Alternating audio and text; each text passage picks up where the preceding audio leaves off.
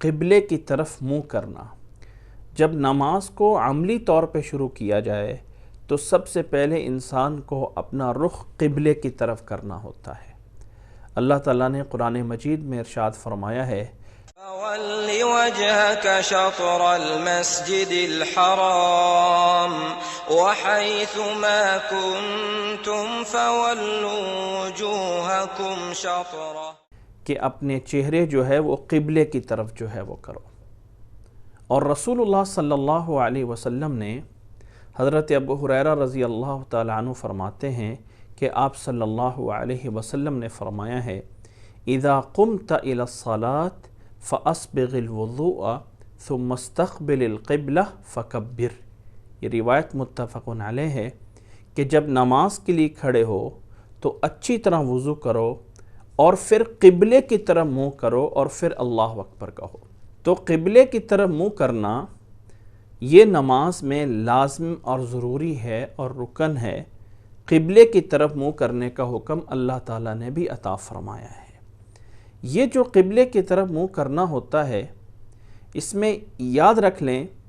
کہ رسول اللہ صلی اللہ علیہ وسلم نے فرمایا ہے، حضرت ابو ہریرہ رضی اللہ تعالیٰ عنہ بیان فرماتے ہیں کہ ما بین المشرق والمغرب قبلۃ، کہ آپ صلی اللہ علیہ وسلم نے فرمایا کہ مشرق اور مغرب کے درمیان قبلہ ہے۔ اس حدیث کو امام ترمذی رحمہ اللہ نے 342 نمبر پہ بیان فرمایا ہے۔ اس حدیث کا معنی اور مفہوم یہ ہے کہ قبلہ جس سمت میں ہوتا ہے اس سمت کی طرف، اس جہت کی طرف منہ کرنا ضروری ہے۔ جس طرح کہ اللہ کے نبی صلی اللہ علیہ وسلم جب مدینہ میں رہتے تھے تو مدینہ مکہ سے شمال کی جانب تھا، تو جنوب کی طرف جب منہ کیا جاتا تھا تو قبلے کی طرف بنتا تھا۔ تو آپ صلی اللہ علیہ وسلم نے فرمایا کہ مشرق اور مغرب کے درمیان جو سیدھا ہے یہ قبلہ ہے،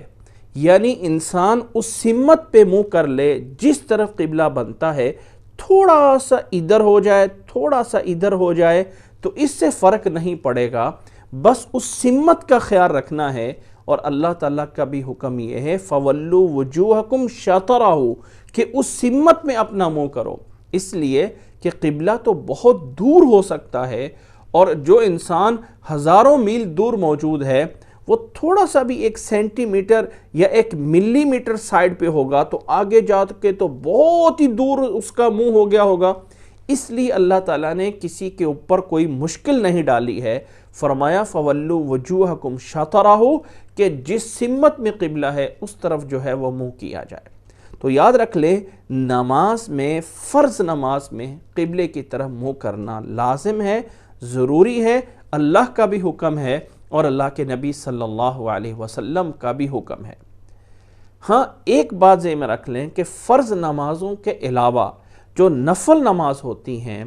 اس میں انسان کو اجازت ہے کہ نماز کے شروع کرتے وقت قبلے کی طرف منہ کر لے، اور پھر جو ہے وہ نماز، باقی نماز جو ہے قبلے کی طرف سے منہ کہیں اور بھی ہو جائے تو جائز ہے، کیونکہ اللہ کے نبی صلی اللہ علیہ وسلم نفل نماز اپنی سواری پہ پڑھ لیتے تھے۔ حضرت انس رضی اللہ تعالی عنہ فرماتے ہیں کہ ان رسول اللہ صلی اللہ علیہ وسلم کان اذا سافر فاراد ان يتطوع استقبل بناقته القبلہ فکبر ثم صلی حیث وجہ رکابہ۔ اس حدیث کو امام ابو داود نے 1225 نمبر پہ بیان فرمایا ہے کہ اللہ کے نبی صلی اللہ علیہ وسلم جب سفر کرتے اور سفر کے دوران نفل نماز پڑھنا چاہتے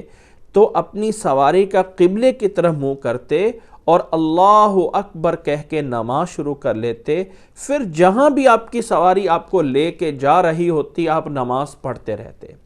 تو نفل نماز سواری پہ چلتے ہوئے پڑھی جا سکتی ہے، بس شروع میں قبلے کی طرف منہ کر لیں اور پھر جو ہے وہ کہیں بھی منہ ہو جائے۔ یہ ہے قبلے کی طرف منہ کرنے کا حکم۔ اگر انسان کسی ایسی جگہ پہ موجود ہے کہ اسے قبلے کا پتہ نہیں ہے کہاں ہے، تو اپنی طرف سے پوچھ کے، سرچ کر کے، کسی طرح کوشش کر کے نماز پڑھ لے۔ بعد میں اگر پتہ چلے کہ قبلہ تو کہیں اور تھا تو اس کی نماز قبول ہو جائے گی، کیونکہ اس نے اپنی طرف سے کوشش کی ہے کہ قبلہ اس طرف ہے یا اس طرف ہے۔ جب انسان کوشش کر کے صحیح کرنے کی کوشش کرے گا، بعد میں پتہ چلا کہ صحیح نہیں ہے، تو اس کی نماز جو ہے وہ صحیح ہوگی اور اس کے دہرانے کی ضرورت نہیں ہے۔ جان بوجھ کے فرض نماز میں قبلے سے منہ نہیں پھیرا جا سکتا ہے، اور یہ نماز میں ضروری اور لازم ہے۔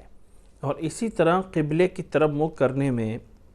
اس بات کو بھی ذہن میں رکھ لیجئے کہ انسان اپنا چہرہ بھی قبلے کی طرف کرتا ہے، اور اسی طرح جو پاؤں ہوتے ہیں، انسان اپنے پاؤں کو بھی سیدھا قبلے کی طرف کرنے کی کوشش کرے۔ نہ یہ ہے کہ پاؤں کی ایڑیاں پیچھے اندر کو جا رہی ہوں اور انگلیاں جو ہے وہ باہر کو نکل رہی ہوں، یہ درست نہیں ہے۔ کوشش کریں کہ اپنے پاؤں کو بھی سیدھا جو ہے سیدھا کیا جائے، ایڑیوں کو تھوڑا سا باہر نکالا جائے اور انگلیوں کو سیدھا جو ہے وہ قبلے کی طرف کیا جائے۔ یہ بھی قبلے کی طرف ہونا جو ہے وہ ضروری ہوتا ہے۔ اور انسان جب نماز کے لیے کھڑا ہوتا ہے تو کوشش اس کی یہ ہونی چاہیے کہ جتنا اس کی جسامت ہے چوڑی، اتنا ہی پاؤں کو کھولے، نہ تو پاؤں کو بالکل جو ہے وہ تنگ کر لے، آپس میں بالکل جوڑ لے، اور نہ ہی پاؤں کو جو ہے وہ اپنی جسامت سے زیادہ کھول لے، بلکہ جتنے چوڑے اس کے کندھے ہیں اس کے برابر جو ہے انسان کو پاؤں کھول کے اسی طرح جو ہے وہ قبلے کی طرف انگلیاں سیدھی کر کے جو ہے وہ تب جو ہے نماز کو جو ہے وہ شروع کرنا ہوتا ہے۔